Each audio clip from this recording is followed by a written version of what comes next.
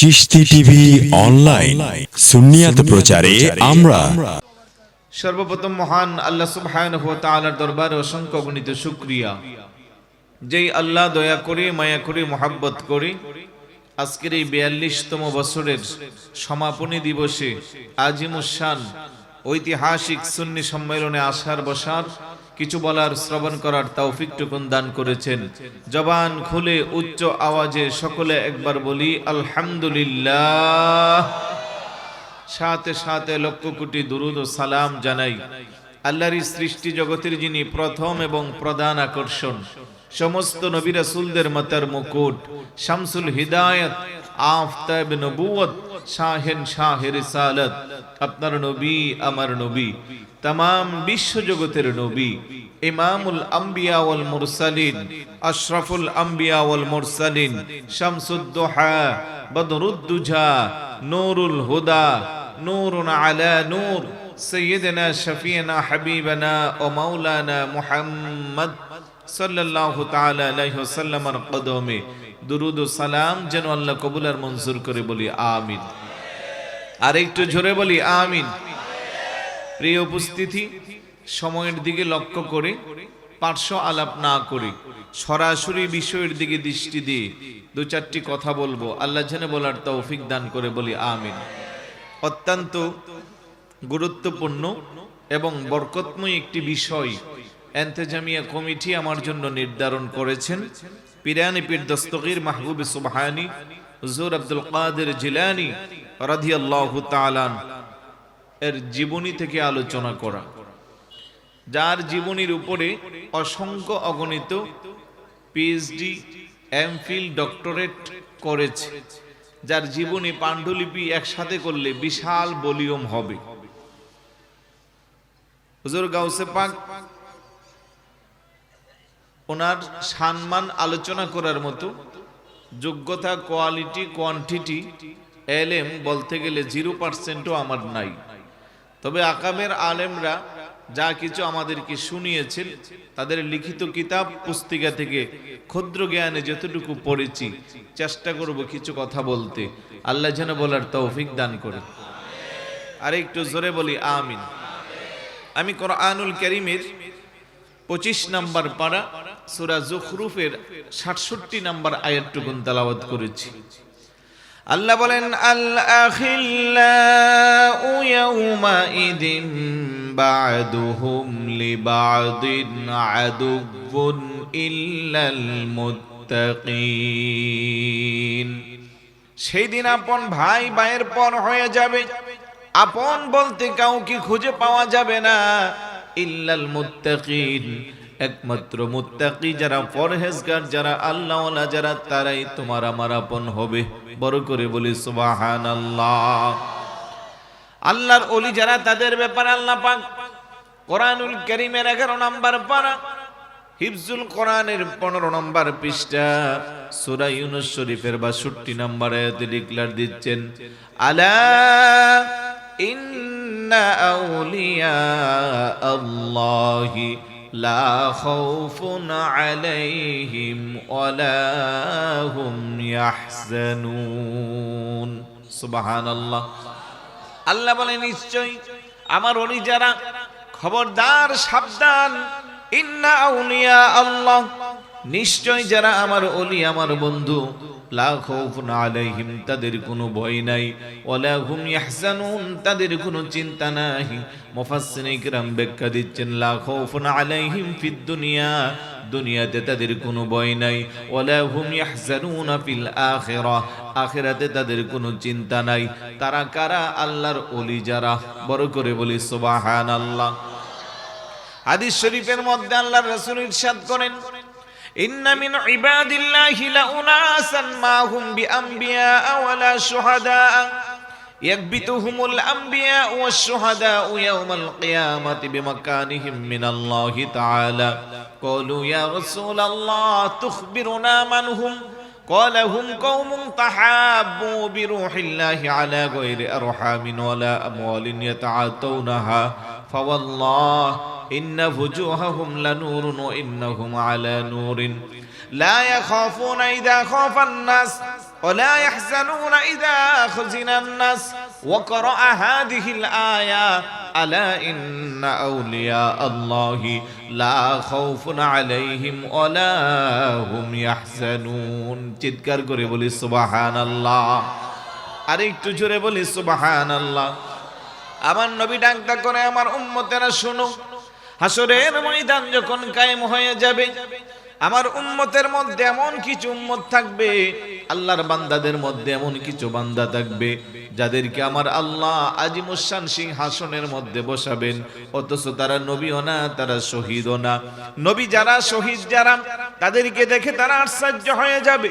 ঈর্ষান্বিত হবে মনে মনে চিন্তা করবে আজকের এই আজিমুশান সিংহাসনে বসলো তারা কারা রাসূলুল্লাহকে সাহাবারা জিজ্ঞাসা করি ইয়া রাসূলুল্লাহ তারা কারা আমার নবীকে আমার উম্মতের ওই সমস্ত উম্মতেরা দুনিয়ার মানুষের সাথে যাদের একটা গভীর সম্পর্ক হয়েছিল অথচ তাদের সাথে তাদের কোনো ব্যবসায়ী লেনদেন ছিল না তাদের সাথে তাদের কোনো রক্তের সম্পর্ক ছিল না ওই মানুষগুলো আল্লাহ এবং আল্লাহর রাসূলকে খুশি করে জমিনের মধ্যে মর্যাদাশীল হয়েছে তাই তামাম পৃথিবীর মানুষ তাদের জন্য পাগল পারা হয়েছে ওই কঠিন কিয়ামতের ময়দানে সমস্ত মানুষ যখন চিন্তিত থাকবে ওই মানুষগুলোর কোনো চিন্তা থাকবে না সমস্ত মানুষ যখন ভীত সন্ত্রস্ত থাকবে ওই মানুষগুলোর তখন কোনো ভয় থাকবে না তারা কারা আমার নবী তখন কোরআনুল কারীমের সে আয়াত তেলাওয়াত করেন আলা ইন্না আউলিয়া আল্লাহি লা খাউফুন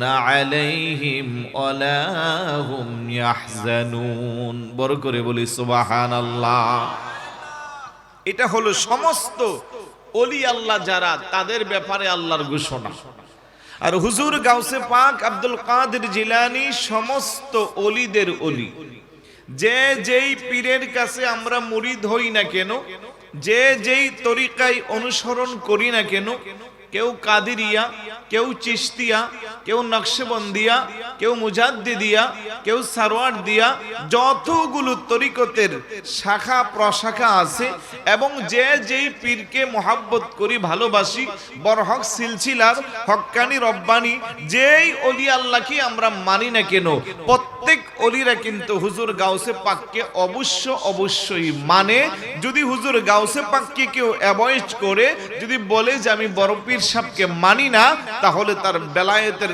অস্তিত্ব টিকে থাকবে না কথা বলেন ঠিক কি না তাই সমস্ত ওলিদের ওলি সমস্ত পীরদের পীর হুজুর গাউসে পাক আব্দুল কাদের জিলানী রাদিয়াল্লাহু তাআলা বড় করে বলি সুবহানাল্লাহ ওলিদেরও ওলি যিনি গাউসুল আজম জিলানী ওলিদেরও ওলি যিনি গাউসুল আজম জিলানী বাগদাদে জন্ম কুতুবে সবাই জবান খুলে বলুন বাগদাদে জন্ম কুতুবে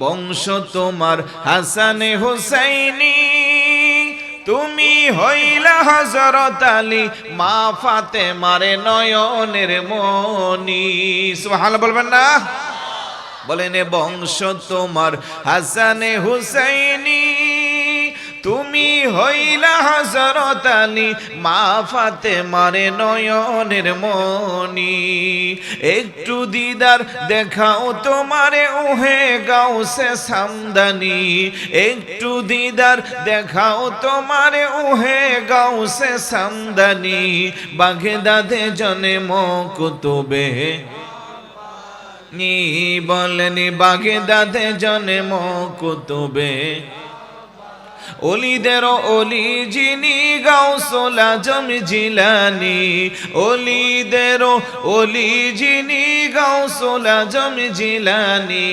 বাগদাদে জন্ম কুতুবে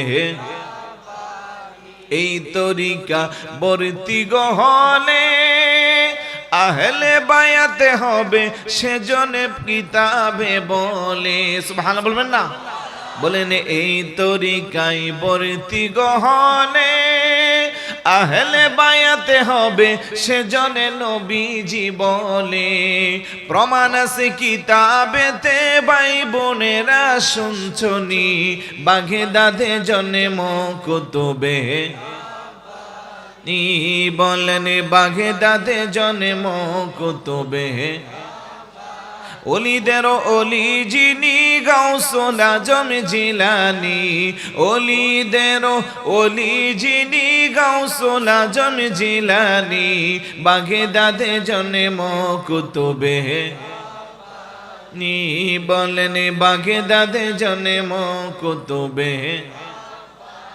আলহামদুলিল্লাহ বলবেন না? আর একটু জোরে বলি আলহামদুলিল্লাহ। অলি আল্লাহদেরকে ভাগ করা হয় তিন ভাগে। বলেন কয় ভাগে? একটা হলো অলিয়ে ফেত্রি, অর্থাৎ জন্মগতভাবে মাদারজাত অলি, যারা আম্মাজানের গর্ভ থেকে অলি হয়ে আসেন।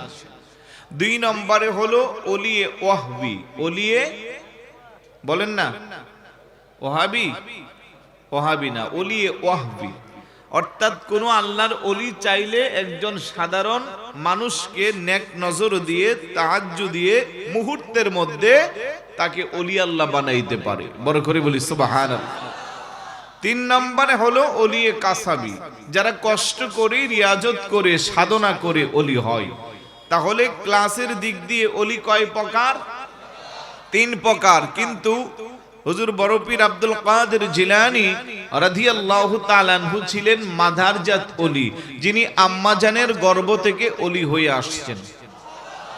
আর একটু জোরে বলি, উনি কেমন অলি ছিলেন, কেমন আধ্যাত্মিক পাওয়ার ছিল, বেলায়েতের রাডারের কত তীক্ষ্ণতা ছিল। হুজুর বড় পীর সাহেব যখন পৃথিবীতে আসলেন, দুনিয়াতে যেদিন আম্মাজানের গর্ভ থেকে আগমন করলেন, সেই দিনটা ছিল রমজানের 1 তারিখ। সুবহানাল্লাহ বলবেন না? 470 হিজরি, শাবান মাসের 29 তারিখ দিবাগত রাত, যেই দিনে আমাদের দেশে ধর্ম মন্ত্রণালয়ের অধীনে ইসলামিক ফাউন্ডেশন চাঁদ দেখা কমিটি বসে। যেমন আজ 1 তারিখ হয়ে গেল, কোন মাসের? রবিউল আউয়াল, রবিউল সানি, জমাদিউল উলার আজকে বোধ হয় জমাদিউল সানির 1 তারিখ হয়ে গেছে। আলহামদুলিল্লাহ বলবেন না? তো এখন তো আধুনিক যন্ত্রপাতির মাধ্যমে চাঁদ দেখা কমিটি বাংলাদেশের যে কোনো জায়গায় চাঁদ উঠলে 3 জন মানুষ দেখলে রাষ্ট্রীয় যোগাযোগ মাধ্যমের মাধ্যমে তার ডিক্লার হয়ে যায়। 470 হিজরিতে আধুনিক মানের যন্ত্রপাতি ছিল না। শাবানের 29 তারিখ দিবাগত রাত বাগদাদের আকাশটা ছিল মেঘাচ্ছন্ন। মেঘাচ্ছন্ন সেই আকাশ, মানুষ চিন্তায় পড়ে গেল চাঁদ উঠল কি উঠল না।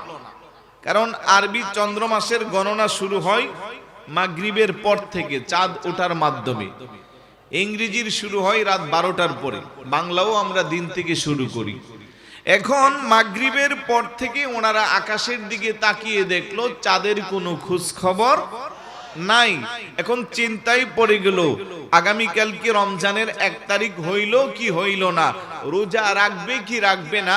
তারা একটা সিদ্ধান্তহীনতায় ভুগতেছে। তবে তাকওয়া বুজুর্গ ব্যক্তি যারা, তারা চিন্তা করলো আকাশ যেহেতু মেঘাচ্ছন্ন, এখনো কোনো চাঁদের খবর পাওয়া যায় না, তো সুতরাং আমরা রোজাটা রেখে দেই। দিনের বেলা হয়তো একটা সংবাদ আসবে যে চাঁদ উঠছে কি উঠছে না। যদি চাঁদ উঠে তাহলে আমরাও রোজা রেখে দিব, আর না উঠলে আমরা রোজা ভেঙে ফেলবো। রাখলে তো আর কোনো সমস্যা নাই। কথা বলেন ঠিক কি না? তারা সবাই সাহারি খেয়ে রমজানের প্রস্তুতি নিয়ে রোজা রেখে দিল। পরের দিন 10টা 11টা কোনো খোঁজ খবর নাই, সঠিক কোনো সিদ্ধান্ত কেউ দিতে। হুজুর গাউসে পাক আব্দুল কাদের জিলানী রাদিয়াল্লাহু তাআলা ওই রমজানের 1 তারিখে পৃথিবীতে আগমন করলো। তৎকালীন বাগদাদের একজন বড় আলেম ছিল, যিনি শরীয়তের ইলমের পাশাপাশি তরিকতের একজন বড় শায়েখ ছিল। উপস্থিত লোকেরা একসাথে হয়ে চলে গেল, হুজুর আমরা রোজা রেখে দিলাম, আমরা একটু করে জানতে চাই আমাদের রোজা কি আমরা রাখবো না ভেঙে ফেলবো। ওই তরিকতের শায়েখ ওনার বেলায়েতের রাডার দিয়ে দেখলো আজকে পৃথিবীর মধ্যে এমন একজন মানুষ এসেছে যিনি সমস্ত অলিদের অলি। বড় করে বলি সুবহানাল্লাহ। আপনি আমি একজন আরেকজন কি চিনি না, একজন আরেকজনের মর্যাদা বুঝি না। তরিকতের শায়েখ যারা তারা ঠিকই একজন আরেকজনকে চিনে, কথা বলেন ঠিক কিনা? এবার ওই শরীয়তের আলেম তরিকতের শায়েখ বলল, তোমরা একটু কষ্ট করে বাগদাদের যিনি জুমা মসজিদের খতিব আবু সালে মুসা জঙ্গি দুস্ত রহমতুল্লাহি আলাই হুজুর গাউসে পাকের বাবা বলল যে বাগদাদের জুমা মসজিদের যিনি খতিব ওনার কাছে চলে যাও। আজকে পৃথিবীতে ওনার একটা নতুন আগমন, একজন সন্তান এসেছে। ওনার সন্তান যদি দিনের বেলা খায় তাহলে তোমরা খাইতে পারবা, আর ওনার সন্তান যদি দিনের বেলা না খায় তোমরাও খাইতে পারবা না। চিৎকার করে বলি সুবহানাল্লাহ। লোকদের মধ্যে আরো আগ্রহ জাগলো, এটা কেমন কথা? একটা ছোট বাচ্চা পৃথিবীতে আসছে, সে যদি খায় তাহলে আমরা খাবো, আর সে না খাইলে আমরা খাইতে পারবো না, আমরা রোজা রাখবো। তাদের মধ্যে একটা কিউরিসিটি জাগলো, সবাই আনন্দ হিল্লুলে দৌড়াইয়া হুজুর গাউসে পাকের আব্বার কাছে চলে আসলো। সুবহানাল্লাহ বলবেন না? হুজুর গাউসে পাকের আব্বাও কিন্তু সাধারণ ব্যক্তি না।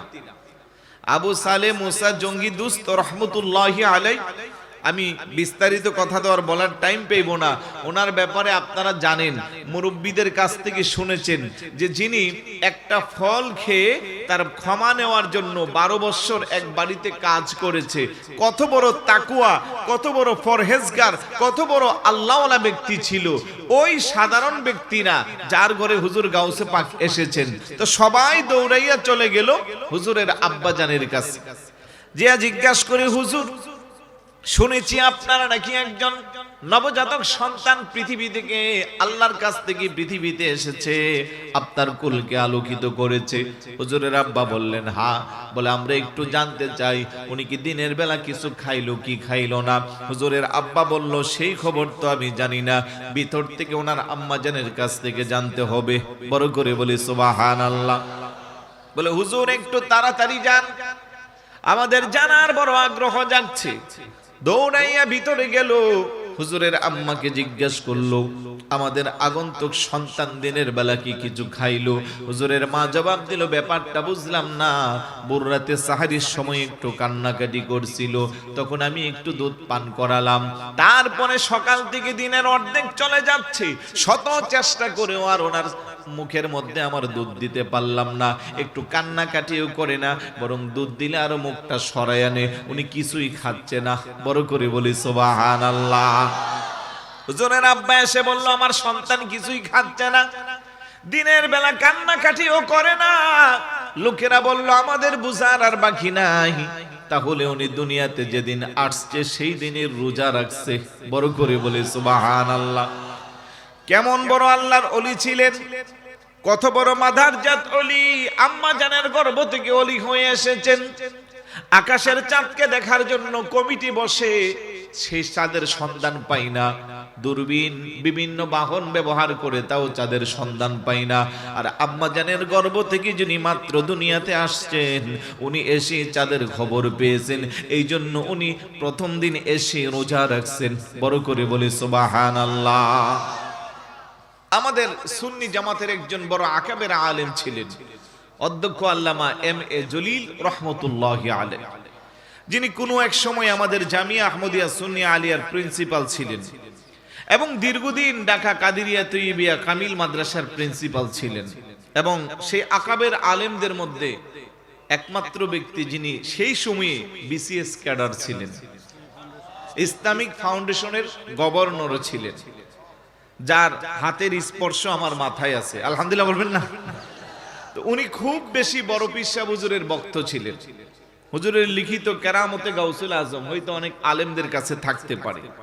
হুজুর এই ঘটনাটা বর্ণনা করে তখন সুন্দর করে কাসিদা আকারে বলছেন, রমজানের ওই প্রথম তারিখ আপনার শুভ জন্ম হয়, দিনের বেলা খাই না দুধ, তাতে আপনার রোজা হয়। কেউ জানে না চাঁদের খবরে, জানে গাউসে সামদানি, আপনারি নামের গুণে আগুনে হয়ে যায় পানি আই বড় পেরা বেদুল কাদের বলেন সবাই আই বড় পেরা বেদুল কাদের জিলানের জিলানি আপনারি নামের গুণে জিলানিতে জন্ম আপনার তরিকা হয় কাদেরিয়া আবু সালে মুসা জঙ্গি আপনার হইলেন পিতা জিলানিতে জন্ম আপনার তরিকা হয় কাদেরিয়া আবু সালে মুসা জঙ্গি আপনার হইলেন পিতা উম্মুল খায়ের মা ফাতেমা উম্মুল খায়ের মা ফাতেমা আপনার হয় জননী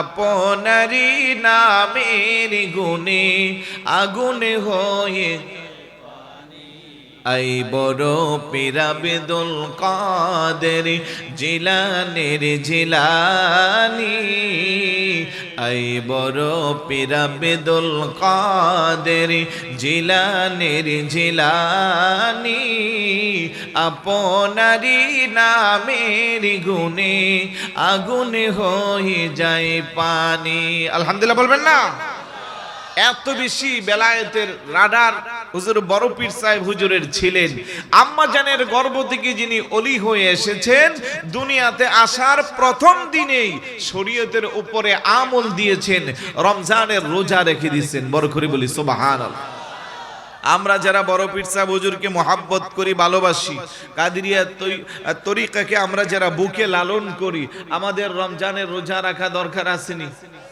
আরেকটু জোরে বলুন কিন্তু আমাদের সমাজে এমন কিছু ভাই আছে যারা বড় পীর সাহেবের জন্য জীবন দিতে রাজি কিন্তু রমজানের রোজা আসলে ছেড়ে দেয় এরকম বক্ত যারা তাদের প্রতি কি হুজুর গাউসে পাকের বেলায়েতের নজর থাকবে আরেকটু জোরে বলুন থাকবে আমি এক একটা হুজুরের কারামতি জীবনী থেকে আলোচনা করব একটা একটা করে আমাদের শিক্ষণীয় বিষয় তুলে ধরব যে কতক্ষণ সময় পাই তাহলে এক নম্বরে আজকে হুজুর গাউসে পাক আব্দুল কাদের জিলানী রাদিয়াল্লাহু তাআলা আনহুর জীবনী থেকে প্রথম সবক আমরা পেলাম যে আমরা যারা হুজুর বড় পীর সাহেবকে মহব্বত করি ভালোবাসি কাদেরিয়া তরিকাকে আমরা যারা অন্তরে লালন করি অবশ্যই আমাদেরকে রমজানের রোজা রাখা দরকার আছে না না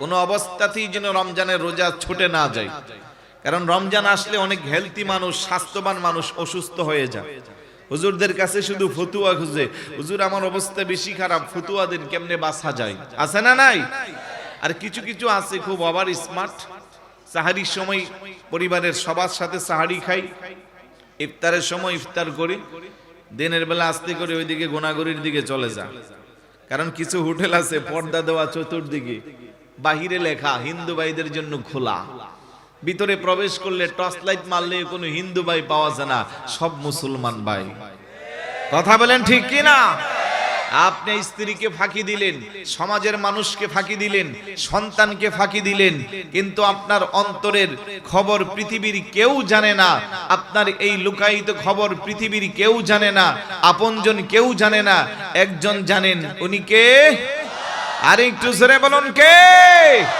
সুতরাং আল্লাহকে খুশি করার জন্য সবকিছু করতে হবে আবার কিছু কিছু ভাই আছে রোজা তো রাখি না ইফতার মাহফিলে যাইয়া সবসময় হাজির স্ত্রী জিজ্ঞাসা করে আপনি রোজা রাখেন না প্রত্যেকদিন ইফতার মাহফিলে যান আপনার কি লজ্জা লাগে না তো তুমি বেশি বুঝো রোজা রাখি না এটাই তো একটা অপরাধ আবার ইফতার মাহফিলে না গেলে এটা তো আরেকটা অপরাধ ইফতার খাইলে সওয়াব হবে আছে না নাই ওই জায়গা যাই আরো মজা মারে পাশের মুরব্বির সাথে মজা নেই আজকে যেই গরম পড়ছে আজকে এত তৃষ্ণা একেবারে কলিজা শুকিয়ে যাচ্ছে অথচ উনি যাওয়ার আগে 3.5 গ্লাস ঠান্ডা পানির ট্যাঙ্ক দিয়ে গুল্লা খেয়ে গেছে এমন চরিত্রের মুসলমান আছে না নাই তাহলে আমাদেরকে শিক্ষা নিতে হবে। হুজুর গাউসে পাক আব্দুল কাদের জিলানী রাদিয়াল্লাহু তাআলা পৃথিবীতে আসার পরই আপনাকে আমাকে সবক দিয়েছে যে তোমরা রমজানের রোজা রাখবা। কারণ আমি আব্দুল কাদের পৃথিবীতে আসছি সেই সময় আমার উপরে রোজা ফরজ হয় নাই, কিন্তু আল্লাহ যেহেতু আমাকে অসাধারণ ব্যক্তিত্বের অধিকারী করে বানাচ্ছে, বেলায়েত দিয়ে পাঠাচ্ছে, আম্মা জানের গর্ভ থেকে ওলি হয়ে এসেছি, তাই এসে আমি হাবিবুল্লাহর শরীয়তের উপরে আমল দিতে শুরু করছি। বড় করে বলি সুবহানাল্লাহ, আর একটু জোরে বলি সুবহানাল্লাহ। আস্তে আস্তে বয়স বাড়তে লাগছে, একটু একটু কথা বলতে জানি। হুজুরের আম্মা বলে, বেটা আব্দুল কাদের, বড় হয়ে কি মাকে ভুলে যাবা? কারণ হুজুরের আম্মা জানের বয়স ছিল 60 বছর। কয় বছর? যে বয়সে সাধারণত মায়েরা সন্তান গর্ভধারণ করেন না, ঠিক সেই মুহূর্তে একেবারে শেষ সময়ে আল্লাহ পাক হুজুর গাউসে পাককে আম্মা জানের গর্ভে দান করছে। আল্লাহ চাইলে তো সবই পারে, কথা বলেন ঠিক না? আল্লাহ চাইলে মা বাপ ছাড়াও সৃষ্টি করতে পারে, আল্লাহ চাইলে বাবা ছাড়াও সৃষ্টি করতে পারে, আল্লাহ চাইলে 86 বছর বার্ধক্য অবস্থায় সন্তান দিতে পারে। আল্লাহর কাছে কোনো কিছু অসম্ভব নাই। বড় করে বলি সুবহানাল্লাহ। হুজুরের আম্মা ডাকদা বলে, বেটা আব্দুল কাদের, তুমি যখন বড় হয়ে যাবা তোমার মাকে কিন্তু খেয়াল রাখিও। হুজুরের ছোট বাচ্চা কথা বলতে শিখে ডাক দিয়া বলে, আম্মাজি একবার বলছেন আর বলবেন না, যখন আপনার পেটের মধ্যে ছিলাম তখনই তো আমি আপনাকে ভুলি নাই, বড় হইলে বলার তো কোনো প্রশ্নই আসে না। বড় করে বলি সুবহানাল্লাহ। কথাটা শুনে আম্মা জান আশ্চর্য হয়ে গেল, ডাক দিয়া বলে, রে আব্দুল কাদের, তুমি কি বুঝাইতে চাইলা? আমি কিছুই বুঝলাম না। আমার গর্ভে যখন ছিলা তখন তুমি আমাকে বলো নাই, তার মানেটা কি? ডাক দিয়া গো আম্মাজি, আপনার কি মনে পড়ে না আমি যখন আপনার গর্ভে ছিলাম বাড়িতে পুরুষ লোক ছিল না, আব্বাজিও ছিল না, একটা ভিক্ষুক এসে আপনার কাছে খাবার চেয়েছিল, তার কথার প্রতি আপনার মনটা যখন গলে গিয়েছিল, আপনিও সরল মনে তাকে যখন খাবার দিতে নিলেন, হঠাৎ করে শয়তান এসে তার মধ্যে ওয়াসওয়াসা দিয়েছিল, আপনার ইজ্জতের উপরে আঘাতের সিদ্ধান্ত সে নিয়েছিল। ঠিক সেই মুহূর্তে কি ঘটেছিল আপনার কি মনে আছে? হুজুরের আম্মা ডাকদা বলেন, ওই মুহূর্তে দেখলাম একটা বিশাল বড় বাঘ এসে ওই ভিক্ষুকটাকে গ্রাস করে নিয়ে গেছে। হুজুর আব্দুল কাদের বলেন, খোদার কসম গো মা, আপনি যে বাঘটা দেখছেন এটা দুনিয়ার কোনো বাঘ না, এটা আপনার পেটের সন্তান আব্দুল কাদের। চিৎকার করে বলি সুবহানাল্লাহ, আল্লাহু আকবার। ইয়া রাসূলুল্লাহ,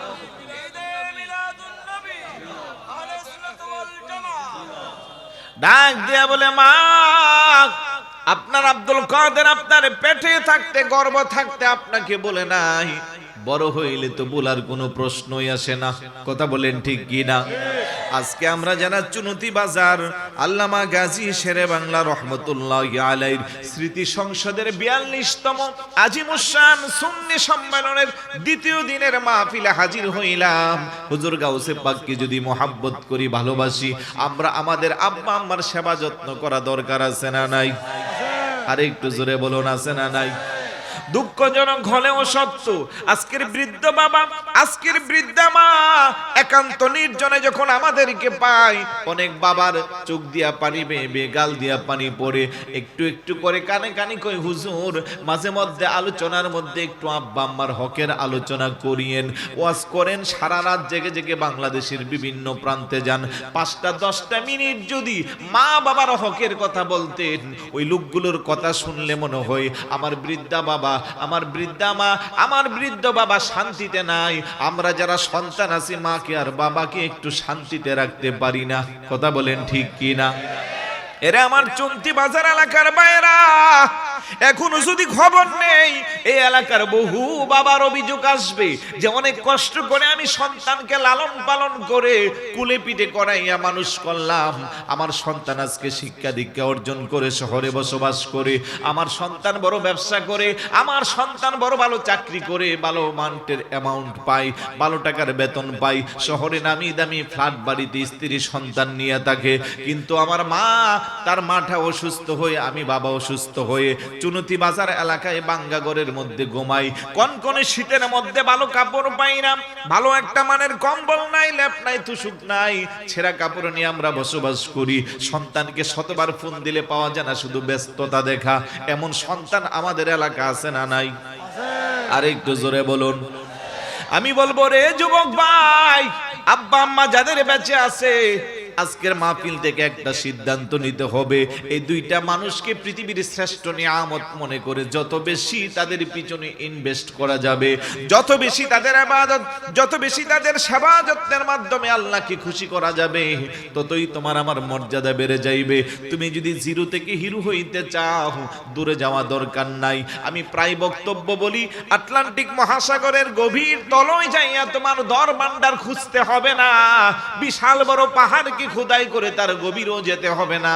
তোমার আমার বাঙ্গাগরের মধ্যে যদি আব্বা আমার 4টা কদম থাকে কিংবা 2টা কদম থাকে, ওই কদমে যদি একটু সেবা যত্ন দেওয়া যা, ওই আব্বা আম্মাকে যদি একটু মহাব্বতের নজরে তাকানো যা, মা বাবার যদি একটু নেক নজর তোমার আমার জীবনে লেগে যায়, তুমি জিরো থেকে মুহূর্তের মধ্যে হিরো হয়ে যাইবা। পৃথিবীর কেউ তোমারে আটকাইতে পারবে না। কথা বলেন ঠিক কি না? এই জন্য বেশি দিতে পারবো না, শেষ তো। আমার ভাইয়েরা বাবারা, যে কথা বলছিলাম, হুজুর গাউসে পাককে আমরা যারা মহাব্বত করি, ভালোবাসি, যেই হুজুর গাউসে পাক আম্মা জানের গর্ভ থেকে নিজের মাকে ভুলে নাই, নিজের মার ইজ্জতের হেফাজত করেছে। আমরা যদি সত্যিকার অর্থে বড় সাহেব হুজুরকে মহাব্বত করি, ভালোবাসি, বড় পীর সাহেব কেবলাকে যদি মহাব্বত করি, ভালোবাসি, আব্বা আম্মার সেবা যত্ন করা দরকার আছে না নাই? আর একটু জোরে বলুন। আজকে তুমি নামি দামি ব্যক্তিত্ব হইলা, তোমার আমাকে এই পর্যায়ে আনতে পৃথিবীর সবচেয়ে বেশি কষ্ট যিনি করেছেন মা, তারপরে যিনি কষ্ট করেছেন বাবা। কারণ সন্তানের স্কুলের ফর্ম ফিলআপের টাকা দিতে যাইয়া বহু বাবা ঈদের সময় নতুন জামা ক্রয় করতে পারে না। কথা বলেন ঠিক কি না? সন্তানকে পেট পোড়াইয়া খাবার দিতে যাইয়া বহু মা জীবনে পেট পোড়াইয়া খাবার খেতে পারে না। মাছ মাংস জীবনে কোনোদিন মার ভাগ্যে জোটে না, কারণ সবার পরে প্লেটের মোছা ভাতগুলো মা খাইতো। অনেক সময় তরকারি নাই, পেঁয়াজ লবণ দিয়ে কোনো রকমে খাইতো। এত কষ্ট করে যেই মা তোমারে আমারে বড় করলো, আজকে তুমি আমি বড় হইয়া মাকে বলে গেলাম, বাবাকে বলে গেলাম, আর হুজুর গাউসে পাকের মহাব্বতে মাহফিলে বসলাম, কোনো কাজ হবে না। আব্বা আম্মাকে যদি যথাযথ খেদমত করা যায়, তাহলে হুজুর গাউসে পাকের বেলায়েতের নজর পাওয়া যাবে। কথা বলেন ঠিক কি না? আল্লাহ যেন কবুল করি। আর একটু জোরে বলি। খারাপ লাগতেছে? আমি উইদাউট বিরতি একেবারে সুগন্ধা সার্ভিসের মতো চালাচ্ছি, বিরতি, কারণ আমার সময়টা খুবই কম ছিল। মাগরিবের পরে কারণে ও কারণে ইশার পরে। এখন আল্লামা আবুল কাসিম নুরি হুজুর আসা পর্যন্ত, হুজুর বোধহয় চলে আসবে কিছুক্ষণের মধ্যে, কারণ সময় বাউন্ডারি বেঁধে দেওয়া আছে। আশা করি ততক্ষণে হুজুর চলে আসবে, তাই একেবারে বিরতি ছাড়া কথাগুলো বলছি। বুঝতে অসুবিধা হয় না তো? আল্লাহ যেন কবুল করে, বলি আমিন। 4 বছর বয়স হুজুর গাউসে পাকের। কয় বছর? আব্বা জানের সাথে বাজি ধরছে, আজ আমি আপনার সাথে মসজিদে যাবই যাব। হুজুরের বাবা বলে, তুমি ছোট মানুষ, তুমি কেন মসজিদে যাইবা? এখনো তোমার উপরে নামাজ ফরজ হয় নাই। বলে যে না, আমি যাব। সুবহানাল্লাহ বলবেন না? আমার ছেলের বয়স এই ফেব্রুয়ারির 9 তারিখ আসলে 5 বছর হবে। বেচারাও মাঝে মধ্যে বলে যে আমাকে মাহফিলে নিয়ে যাও, আমি তোমার সাথে যাব। যেমন আজকেও বলতেছে যে আমি বাঁশখালী যাব। আমি বলতেছি তুমি ছোট মানুষ, বড় হইলে যাইবা মসজিদে, আলহামদুলিল্লাহ আরো আগেই যা। তো ছোট বাচ্চারা দেখবেন মাঝে মধ্যে এমন আড়ি ধরবে যে আপনি তাকে না নিয়ে যেতেই পারবেন না। অনেক সময় আপনার গুরুত্বপূর্ণ প্রোগ্রাম ক্যান্সেল করতে হয়, কারণ পাঞ্জাবির কর্নারে ভালো করে চেপে ধরবে, ফেলে আসলে সে গড়াঘুরি করবে। তখন বাবা হিসেবে আপনি এই পরিস্থিতির শিকারটা সামলে নেওয়া যায় না, সম্ভব না। হুজুর গাউসে পাক বলে, আজ আমি আপনার সাথে যাবই যাব। শেষ পর্যন্ত হুজুরের আব্বা মনে মনে ভাবলো কি আর করার, বেচারা ছোট মানুষ যেহেতু আগ্রহ প্রকাশ করছে, নিয়ে যাই সাথে। সাথে নিয়ে রওনা দিল। এখন মসজিদে উনি যেহেতু বাগদাদের জুমা মসজিদের খতিব, হাজার হাজার মানুষ ওনার পিছনে নামাজ পড়ে, সেই যুগের একজন বড় আল্লাহর ওলি, একজন শরীয়তের বড় আলেম বলে যে বাবা তুমি একটা কাজ করো, তুমি বারান্দায় বসো, আমি নামাজটা শেষ করে এসে তোমাকে মজা কিনে দিব। সুবহানাল্লাহ বলবেন না? বাচ্চাদের কি বেশি কিছু লাগে খুশি করতে? একটা চকলেট দিলে হয়ে যায়, কথা কোন ঠিক না? আজকের মেহমান আলা হুজুর আল্লামা আবুল কাসিম নুরি মুদ্দাজিল্লাহুল আলী হুজুর যেহেতু চলে আসছে, আমি আর বক্তব্য দীর্ঘায়িত করব না। আমি আগেই বলেছি যে হুজুর আসলেই আমার বিদায়। আর যেই কথাটা বলতে নিয়েছিলাম এটা বলেই শেষ করব। যারা দাঁড়িয়ে আছেন বিক্ষিপ্তভাবে এদিক সেদিক আছেন, ভিতরে চলে আসেন, একটু দরুদ শরীফ পড়ি। আল্লাহুম্মা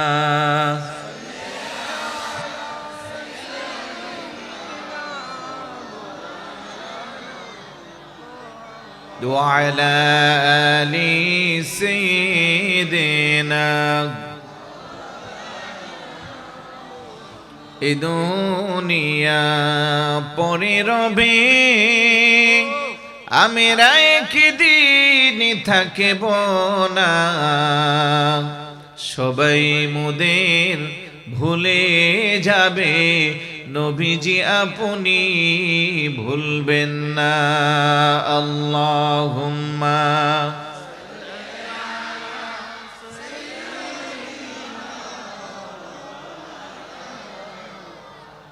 ওয়ালা আলি সাইয়্যিদিনা। সবাই বলি আলহামদুলিল্লাহ। আমি বলছিলাম যে হুজুর গাউসে পাক শেষ পর্যন্ত আব্বাজানের সাথে মসজিদে নামাজ আদায়ের উদ্দেশ্যে চলে আসছে। ছোট বাচ্চা হুজুর গাউসে পাক, হুজুরের আব্বা বললেন যে বাবা তুমি মসজিদের বারান্দায় বসো, নামাজ শেষ করে আমি তোমার সাথে কথা বলবো কিংবা তোমাকে মজা কিনে দিব, যা বলার এমনটাই বলবো। নামাজ শুরু হয়ে গেল, মুসল্লিরা সবাই জামাতে শামিল। ছোট বাচ্চা আব্দুল কাদের জিলানী রাদিয়াল্লাহু তাআলা মসজিদের দরজার সামনে যে জুতোগুলো আছে, ওই জুতা কিছু ডান দিকে কিছু বাম দিকে মোটামুটি 2 পাশ করে রেখে দিল। নামাজ যখন শেষ, মুসল্লি কিছু বের হচ্ছে, জুতা খুঁজে পাচ্ছে না, চেঁচামেচি করতেছে। আবার কেউ বলছে যে এই ছোট বাচ্চা যেটা, এটা জুতাগুলো কিছু ডান দিকে কিছু বাম দিকে নিয়ে গেল। আবার 2-1 জিজ্ঞাসা করে ছোট বাচ্চা এটাকে, এত ছোট বাচ্চা কেন মসজিদে নিয়ে আসলো? আবার 2-1 বলতেছে এটা আমাদের ইমাম সাহেব হুজুরের ছেলে। এখন তো পাবলিক না পাইছে, কারণ যত দোষ সব ইমাম সাহেব, কথা বলেন ঠিক না? এবার খুব ভালো করে চেঁচামেচি করতেছে যে এত বড় সাহস, হুজুর আমাদেরকে ভালো ভালো কথা বলে, আর হুজুরের ছোট বাচ্চা একটা আজ মসজিদে নিয়ে আসছে, আনছে ভালো কথা, এটা চুপচাপ বসে থাকবে। এখন দেখতেছি আমাদের জুতাগুলো এলোমেলো করে, জুতা কিছু ডান দিকে কিছু বাম দিকে, যার ইচ্ছা তাই করলো, এটা কি হতে পারে? এইভাবে যখন মানুষ বারান্দায় চেঁচামেচি করতেছে, হুজুরের আব্বা ভিতর থেকে আসছে, বলে কি ব্যাপার, এত চিল্লাচিল্লি কেন? চিল্লাচিল্লি সব আপনার কারণে, আপনার সন্তান ছোট বাচ্চা এটাকে মসজিদে আনছেন, এসে আমাদের জুতাগুলো ডানে বামে এলো পাতারি করে কি একটা বিশৃঙ্খলা, বিক্ষিপ্ত একটা এখানে পরিবেশ তৈরি করে ফেললো। সরল মানুষ ছিলেন বড় হুজুরের আব্বা, বড় আল্লাহওয়ালা বুজুর্গ, যেমন একজন শরীয়তের বড় আলেম ছিলেন, তরিকতের বড় আধ্যাত্মিক একজন সম্রাট ছিলেন। কিন্তু যেই মাত্র সবাই ছেলের বিরুদ্ধে এইভাবে নালিশ দিচ্ছে, স্বাভাবিক বাবা হিসেবে একটু রাগ উঠে গেল। একটু যখন উত্তেজিত হয়ে শাসন করার ভাব নিল, হুজুর গাউসে পাক ডাকতে বলে আব্বাজি আপনি আমাকে শাসন করবেন না। কেউ বলেন যে হাত উঠাচ্ছে মারার জন্য, হুজুর গাউসে পাক বলছেন যে না আমাকে মারবেন না, আমি কোনো খারাপ কাজ করি নাই, আপনি নামাজ আদায় করছেন, আপনারা ইবাদত বন্দেগী করেছেন, আমিও বসে বসে এখানে জুতা এদিক সেদিক করে এটাও আমাকে ইবাদতের মধ্যে আমি নিয়েছি। বলে কেন? এখানে জান্নাতি লোক এবং জাহান্নামী লোক উভয়ের জুতা একসাথে ছিল, আমি জান্নাতি লোকদের জুতাগুলো ডান দিকে নিয়ে গেছি, আর জাহান্নামী লোক যারা তাদের জুতাগুলো বাম দিকে নিয়ে গেছি। বড় করে বলি সুবহানাল্লাহ। যেই মাত্র এই কথা বলল, এতক্ষণ যারা জুতার জন্য চেঁচামেচি করছে, এখন কি তাদের আওয়াজ আছে? আওয়াজ দিয়ে বলুন আছে? যাদের জুতা ডান দিকে গেছে ওরা তো এমনিতেই জান্নাতি মানুষ, ভদ্র মানুষ, চিল্লাচিল্লি প্রয়োজন নাই। বাম দিকে যাদের জুতা গেছে, জুতা যত দামি হোক না কেন, এবার জুতার খোঁজ খবর নাই, যার যার ইজ্জত সামলানো কঠিন হয়ে গেছে। কথা বলেন ঠিক কি না? আমি যা বুঝাইবার চাইলাম যে হুজুর গাউসে পাক আব্দুল কাদের জিলানী রাদিয়াল্লাহু তাআলা বেলায়েতের কত বড় উচ্চ পদস্থ আধ্যাত্মিক ব্যক্তিত্ব ছিলেন। বেলায়েতের রাডার দিয়ে উনি মানুষের চেহারা দেখে কে জান্নাতি কে জাহান্নামী তা নির্ণয় করেন না, জুতা দেখে দেখে উনি কে জান্নাতি কে জাহান্নামী তা আলাদা করে পৃথক করে দিয়েছেন। বড় করে বলি সুবহানাল্লাহ। তাহলে সেই হুজুর গাউসে পাক আব্দুল কাদের জিলানী রাদিয়াল্লাহু তাআলা আনহুর আমরা যারা মহব্বত করি, ভালোবাসি, আমাদের সন্তানদেরকে নামাজি বানানো দরকার আছে না নাই?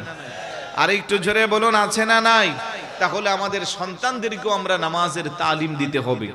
আজ আমাদের সমাজে যত অন্যায়, জুলুম, নির্যাতন, ছোট ছোট বাচ্চারা কিশোর গ্যাং, তারপরে মাদকদ্রব্য সেবন, ইফটিজিং, নারী নির্যাতন, হত্যা, জুলুম, এগুলো সব চড়তেছে। একমাত্র ওলি আল্লাহদের আদর্শের শিক্ষা, রাসূলুল্লাহর আদর্শের শিক্ষা আমাদের বাস্তব জীবনে নাই। আমি বলছিলাম যে হুজুর গাউসে পাকের জীবনী আলোচনা করব, ছোট্ট ছোট্ট কেরামত থেকে আমাদের জন্য শিক্ষণীয় বিষয়গুলো আমরা বাস্তব জীবনে আনব। তাহলে এই পর্যন্ত অল্প পরিসরে যা কথা বলেছি, প্রত্যেকটা পয়েন্ট থেকে আমাদের জন্য শিক্ষণীয় বিষয় আছে না নাই? আরেকটু জোরে বলুন, আছে নাকি নাই? মিছিল আকারে দলে দলে বিভিন্ন সংগঠন এলাকা থেকে যারা এসে মাহফিলের সৌন্দর্য বৃদ্ধি করছেন, আপনাদেরকে ইন্তেজামিয়া কমিটির পক্ষ থেকে আন্তরিক মুবারকবাদ। তবে অনুরোধ করব, যারা দায়িত্বে আছেন অন্তত একটু দূর থেকে স্লোগানটা বন্ধ রাখবেন, কারণ আমার পরে আমাদের মেহমানে আলা হুজুর আলোচনা করবেন, আলোচনার যেন বিঘ্নতা না ঘটে, পরিবেশ যেন বিক্ষিপ্ত না হয়, সেদিকে খেয়াল রাখবেন। যে কথা বলছিলাম যে আমরা যারা হুজুর গাউসে পাককে মহব্বত করি, ভালোবাসি, শুধু মুখে দাবি করলে হবে না, হুজুর গাউসে পাকের বাস্তব জীবনে থেকে প্রত্যেকটা শিক্ষা আমাদের বাস্তব জীবনে নিয়ে আমাদের পারিবারিক, সামাজিক, রাষ্ট্রীয়, ব্যক্তিগত জীবন সব জায়গায় যদি আমরা কাজে লাগাতে পারি, তাহলে আমাদের সমাজটা আলোকিত হবে, হুজুর গাউসে পাকের বেলায়েতের নজর পাওয়া যাবে। বড় করে বলি সুবহানাল্লাহ। কাসিদে গাউসিয়া শরীফ আপনারা পড়েন না? ওইখানে আমরা কিন্তু পড়ি, নাজারতু ইলা বিলাদিল্লাহি জামান কাখরদালাতিন আলা হুকমি ইত্তিসালি। হুজুর গাউসে পাক আব্দুল কাদের জিলানী রাদিয়াল্লাহু তাআলা আনহু বলে, নাজারতু ইলা বিলাদিল্লাহি জামান, আমি যখন পৃথিবীর সমস্ত গ্রামগঞ্জের দিকে নজর করি, কাখরদালাতিন আলা হুকমি ইত্তিসালি, আমার বৃদ্ধাঙ্গুলের মধ্যে সরিষার দানা বৃদ্ধাঙ্গুলে রাখলে যেমন স্পষ্ট দেখা যায়, খোদার সৃষ্টি জগতের সবকিছু আমি আব্দুল কাদের আমার দৃষ্টিগোচরের মধ্যে দেখতে পাই। বড় করে বলি সুবহানাল্লাহ। তাহলে আমরা যারা এখানে এসেছি, আমাদেরকে হুজুর গাউসে পাক বেলায়েতের নজর দিয়ে দেখতেছেন, এই আকীদা বিশ্বাস আছে না নাই? আর একটু জোরে বলুন, আছে না নাই? আমি শেষ করে দিচ্ছি, শুধু যাওয়ার আগে রিকোয়েস্ট আছে একটা গজল গাওয়ার জন্য। আসার পর থেকে শুধু এইগুলা চলতেছে, বলেন আমরা মোরা গাউসে পাকের ওসিলাতে যাব মদিনায়, বলেন গাউসে পাকের ওসিলাতে এসেছি সকলে নবীর দিদারের আশায়, বলেন এসেছি সকলে নবীর দিদারের আশায়, গাউসে পাকের ওসিলাতে নাই, বলেন গাউসে পাকের ওসিলাতে। গাউসে পাক হয়েছেন যিনি নবীজির আদরের তিনি, গাউসে পাক হয়েছেন যিনি নবীজির আদরের তিনি, মা ফাতেমার নয়নে মনি, মা ফাতেমার বাগদাদে গোমাই, গাউসে পাকের ওসিলাতে যাব মদিনায়, বলেন গাউসে পাকের এসেছি সকলে নবীর দিদারের আশায়, বলেন এসেছি সকলে নবীর দিদারের আশায়, গাউসে পাকের ওসিলাতে।